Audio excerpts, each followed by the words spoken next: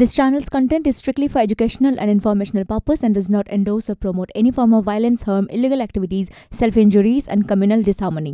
ফিরোজা দেবী, আপনি কি মনে করেন অধীর রঞ্জন চৌধুরীর গড় সামলাতে পারবেন অধীর রঞ্জন চৌধুরী? মনে করি 100% অধীর রঞ্জন চৌধুরী গড় সামলাতে পারবেন, কারণ অধীর চৌধুরী এ শহরের ভূমিপুত্র।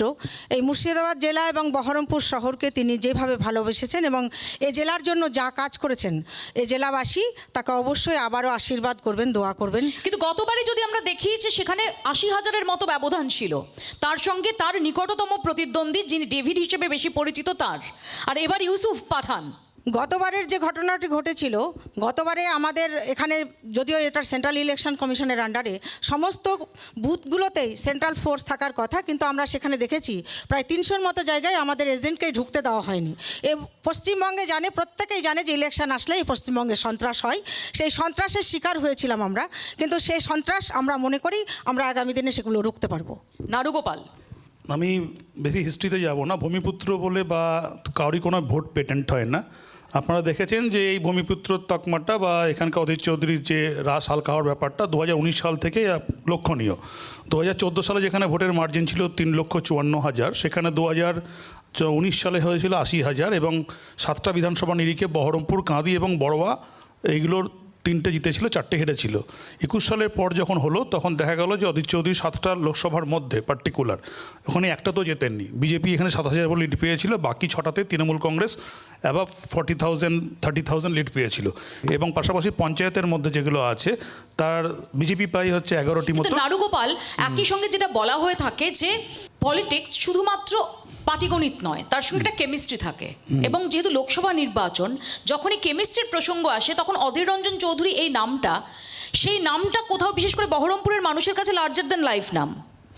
এটা ছিল, একটা সময় ছিল, অস্বীকার করা যায় না। এটা এখনো আছে, সেটা বলতে পারেন।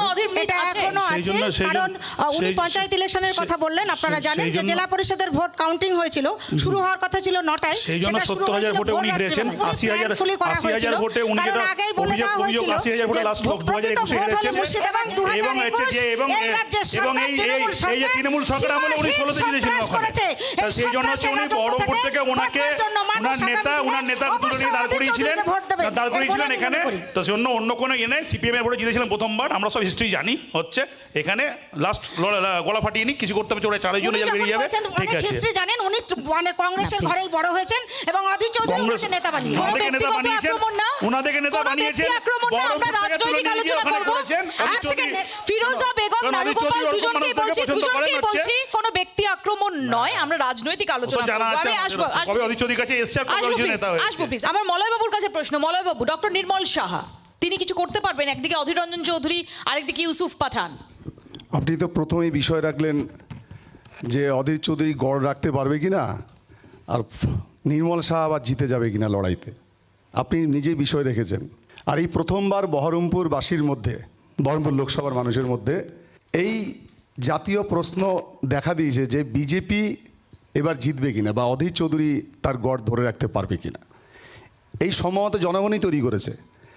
মানুষ আজকে এই অবস্থা তৈরি করেছে কে জিতবে, যেটা এতদিন নিশ্চিত ছিল যে অধীর চৌধুরী জিতবে, সেই নিশ্চয়তা কিন্তু আজকের দিন আর নেই। এটা হচ্ছে প্রথমত। কারণ এই যে আলোচনা হচ্ছে আজকে, এই আলোচনাই বলছে যেটা নিশ্চিত নয়। দ্বিতীয়ত, আমরা জিতবো এই কারণে বলছি যে বহরমপুর বিধানসভাতে আমরা গত নির্বাচনে প্রচুর ভোটে লিড পেয়েছি, 25,000 উপরে ভোটে লিড পেয়েছি।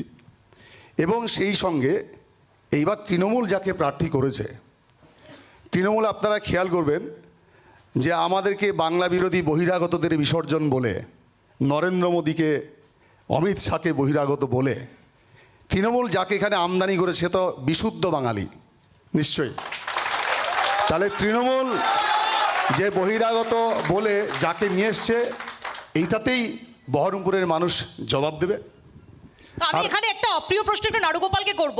ওয়াই ইউসুফ পাঠান? নারুগোপাল, প্রথমত হচ্ছে যখন আমরা দেখেছি যে তোমাদের দলের তরফ থেকে বারংবার বলা হয়েছে, যেটা মলয়বাবুও বললেন, যে বাইরের যারা বহিরাগত, তারা এসে এখানে বাংলা বলতে পারে কিনা? ইউসুফ পাঠান বাংলায় ভীষণ ভালো ডিবেট করেন এমনটা তো অন্তত আমার জানা নেই। নাম্বার ওয়ান, আসলে ইউসুফ পাঠানকে কি আনতে হলো? এখানে কে প্রার্থী হবেন? ডেভিড প্রার্থী হবেন, নাকি নারুগোপাল প্রার্থী হবেন, নাকি অন্য কেউ প্রার্থী হবেন সেটা সামলাতে? ঘটনা হচ্ছে ইউসুফ পাঠানকে নিয়ে যে বহিরাগত বলা হচ্ছে, বাংলা জানে না, তাহলে নরেন্দ্র মোদী যেহেতু বাংলা জানে না, প্রতিটি জায়গায় হিন্দিতে ভাষণ দিচ্ছে। কিছুদিন আগে শক্তিপুরে হচ্ছে, এখানে আমাদের যোগীজি এসেছিলেন, তিনিও তো হিন্দিতে বলেছেন।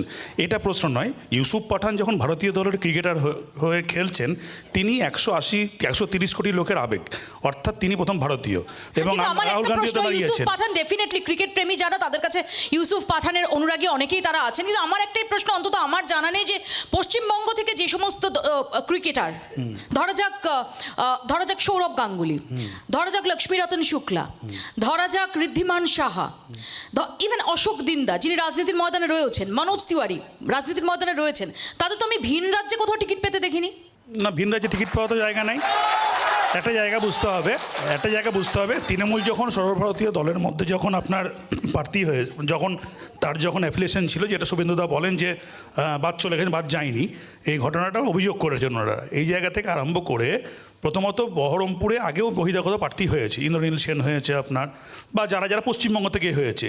এটা কোনো হচ্ছে আপনার ইস্যু নয় যে যদি কোনো ব্যক্তি তৃণমূল কংগ্রেসের হয়ে আপনার কোনো জায়গায় দাঁড়াতে চায়, এবং সেই ব্যক্তি যদিও সে পণ্ডিত হতে পারে, যে কোনো পণ্ডিত হতে পারে, যে কোনো খেলোয়াড় হতে পারে, ফিল্ম স্টার হতে পারে, সেক্ষেত্রে রেস্ট্রিক্টেড। শতাব্দীর বাড়ি তো পশ্চিমবঙ্গে, তাহলে বাংলা তো ভারতবর্ষের বাইরে না, বাংলা হচ্ছে পশ্চিমবঙ্গের একটা প্রদেশ, যে প্রদেশের মধ্যে শত্রুঘ্ন সিনহাও দাঁড়াতে পারে, যে প্রদেশের মধ্যে আপনার কীর্তি দাঁড়াতে পারে, এবং তারা সবাই কিন্তু ভারতীয় হিসাবে তাদের স্থান কিন্তু গৌরব করেছে।